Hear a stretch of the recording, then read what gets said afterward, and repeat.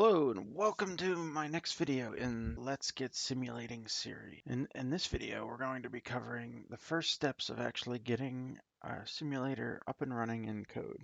We're going to be covering today the topic of how you spawn items. Most simulators have coins or boxes or chests or things that you have to mine from that you're constantly clicking on.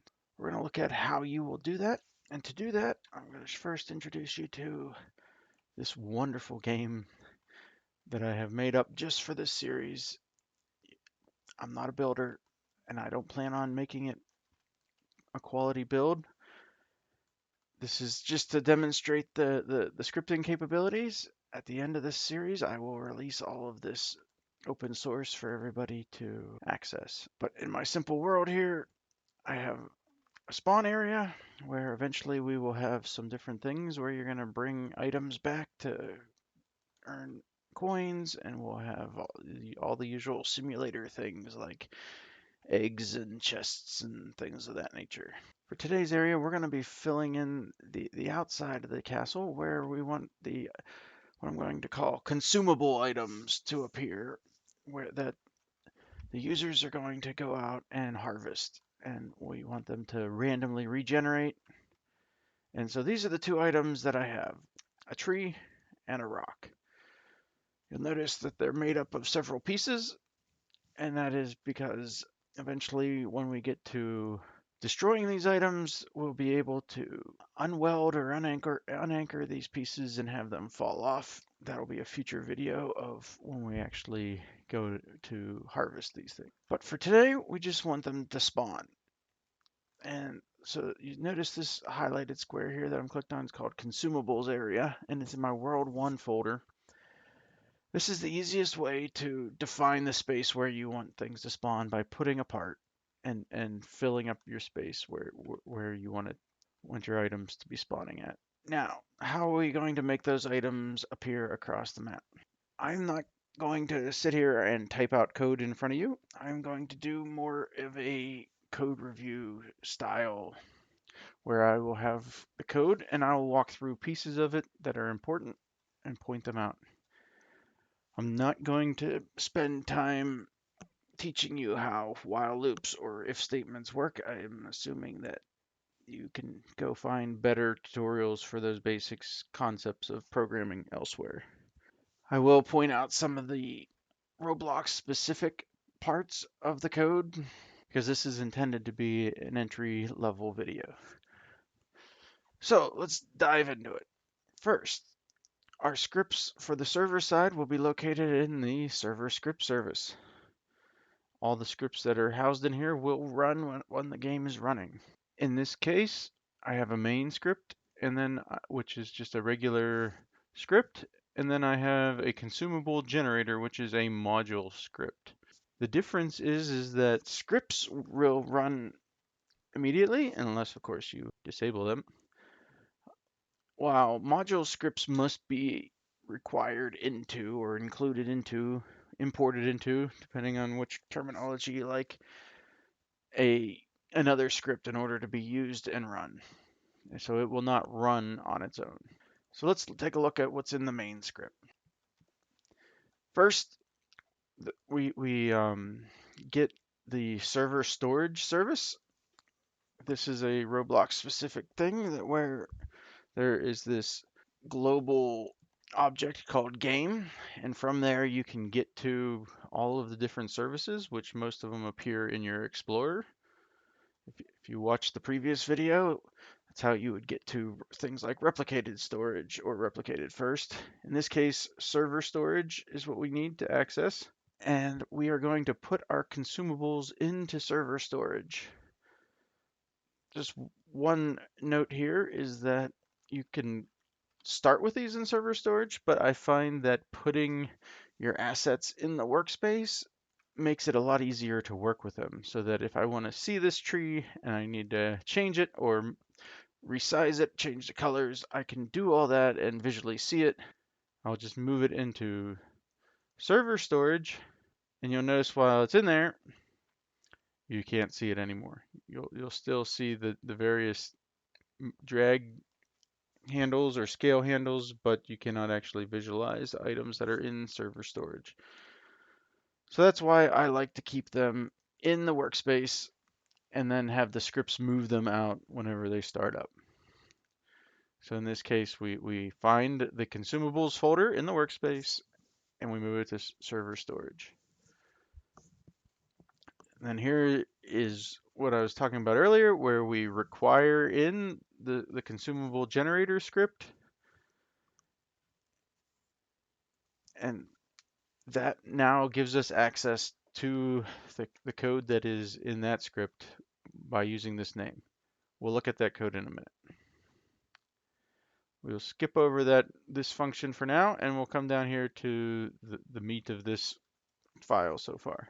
And here's where I want to stress very important software engineering technique that you want to take into account from the beginning of writing your code, and that is to make everything data driven. And what's data driven mean? Data driven means that you don't hard code that there's 3 of these or 4 of those or any special numbers like that. You want everything to be driven off of either variables or off of items that are in the world. And like in this case, I'm looking through the workspace for folders that start with the word world. And so it's going to find world 1, and that will have everything that has to do with world 1. So when I want to add world 2, I would just add a second folder, and it's going to find world 2, etc., etc. I mean, especially important in simulators, as you're going to keep adding more and more worlds or areas, whatever you want to call them, where you have to earn enough to go through a barrier, get to the next level. Being able to data drive this makes it really easy to add add-ons and updates to your games. So it's very critical to build that in from the get-go so that you're not trying to find all the places that you need to change in the future. All right, so this code, it looks for, as I've said, folders with starting with world. When it finds one, it will then build up some data. It stores off the folder in the workspace. It finds the corresponding consumables. So you notice here we have also World 1 consumables. And it creates a generator for those consumables. And it uses this consumable area that's inside of the workspace folder for the position and size. This code this generator that I'll be showing in a minute also takes some other parameters here, such as a void. So if you have certain assets that are in the middle of the consumable area that you wanted to avoid, you can give it a list here. Right now it's empty, but that way you won't have trees spawning in the middle of like a water fountain or some other map object. Then you can give it a number of how many items you want. Ideally, this number should be configurable by world.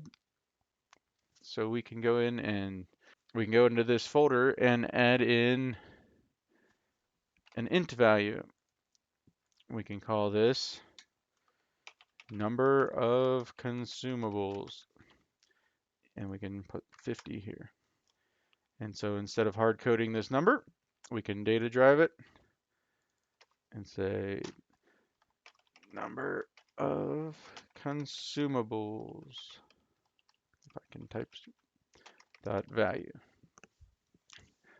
And now that will allow me, when I want to add or change this number, it's all very simple to do from the configuration in the workspace.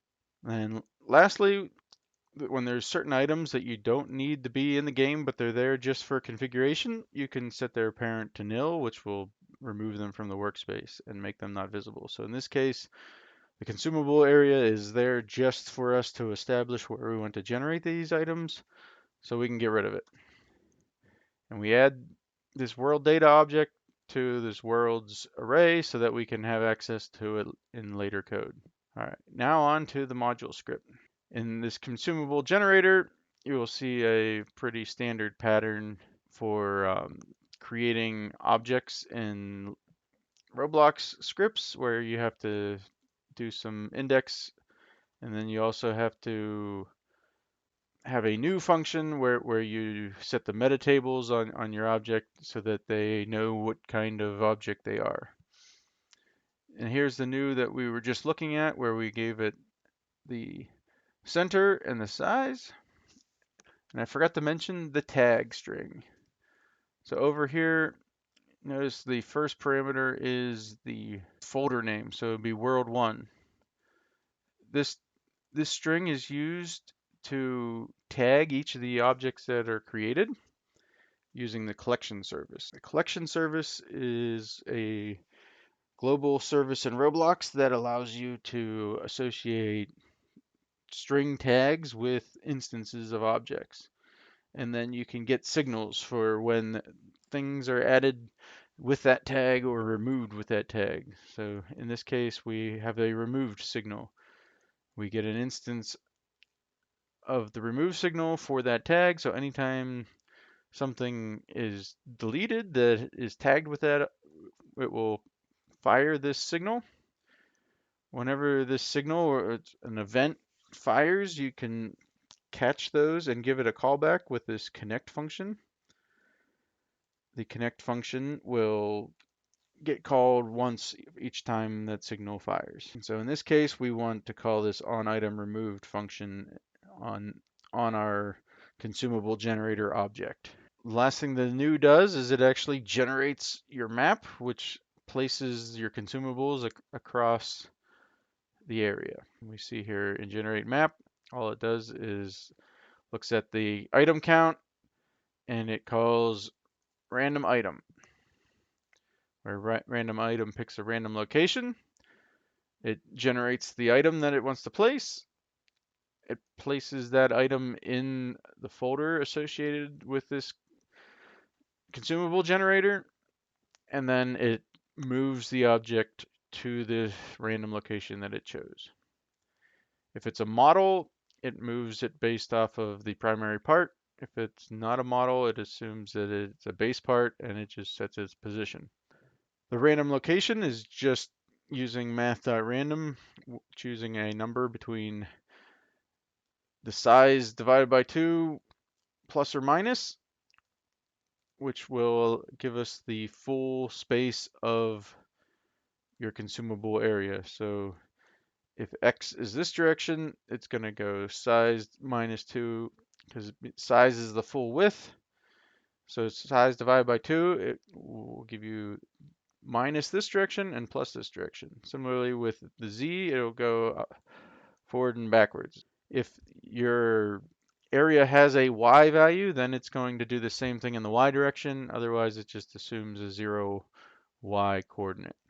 And then there's this valid location function that gets repeatedly called in the random locations to make sure that the location it's choosing isn't going to be on top of something.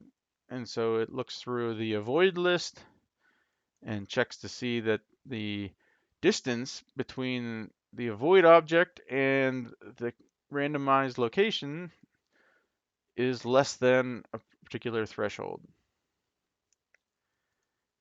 If it's not, then it will return false, saying it's invalid location.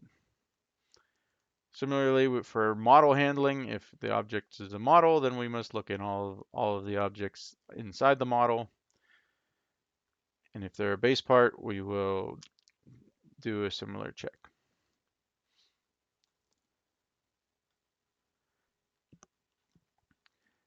And so that is the essence of this module script. So let's see it in action. Come down here and we will say play here.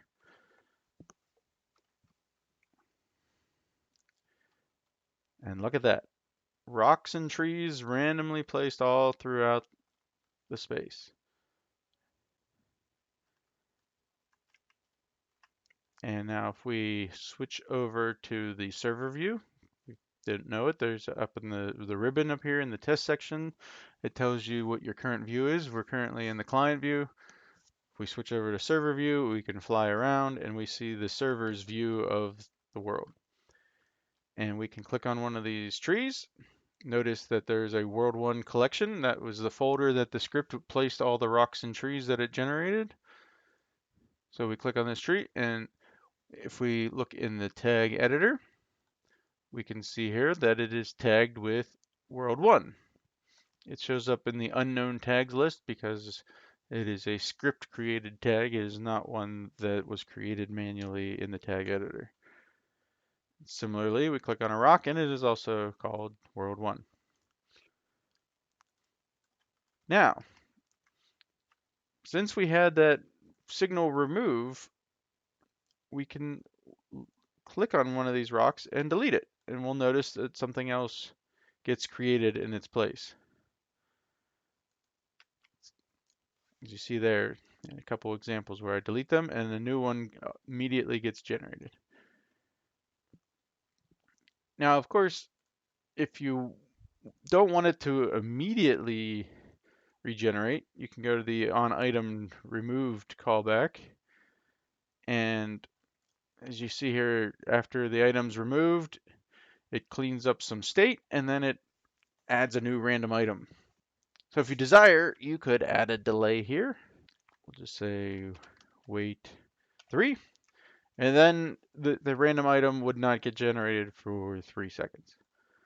You could also add in extra code here that would allow you to animate the item being added in, or add any special effects that you want whenever a new item gets added in. I'll leave that up to you to decide. Now, one other thing to notice when we were playing here, all the trees are facing the same way and all the rocks are facing the same way, and it kind of looks a little boring. So one other thing we'll do is we will go into the generation code here, and where it places these models, I have a little extra code that I'm going to put in place here. And the new part of the code is this extra rotation. So in this case, we're going to make it an extra C-frame, and C-frames are a point in space as well as an orientation. They're a very complex topic, and we'll cover those more in depth in a later video. But in this case, we're just making a C-frame from angles, and we want to rotate around the y-axis some random number between 0 and 360 degrees. Always remember that to make sure you use math.rad to convert from degrees to radians, or else you'll get some very bad behaviors and you'll be scratching your head for many hours trying to figure out where that bug is at until you realize you forgot the radian conversion. So here we add this extra rotation. So whenever we're placing the items, we multiply by the rotation C-frame, and that will give all of the objects a slight variation and just makes their placements just look a little more random. As you can see here, all the trees now are facing different directions. All right. Now, so let's put this data-driven design to the test. We are going to duplicate World 1, and we're going to rename it to World 2. We're going to move the consumables area over to the other side of our barrier. And then we are going to duplicate our consumables, change it to World 2. I'm going to move them so we can see which ones are which. We'll come in here and look at our tree, and we're just going to change them to like a hot pink color. And we'll look at our rock, and we're just going to change those to a cyan so that they easily tell which ones are which. Now, so if everything works, we should be able to hit play here, and our data-driven code will just start generating. And you can see in the distance, we got hot pink trees and cyan rocks on the other side of the wall. And so it's that simple to add in an extra world and new assets.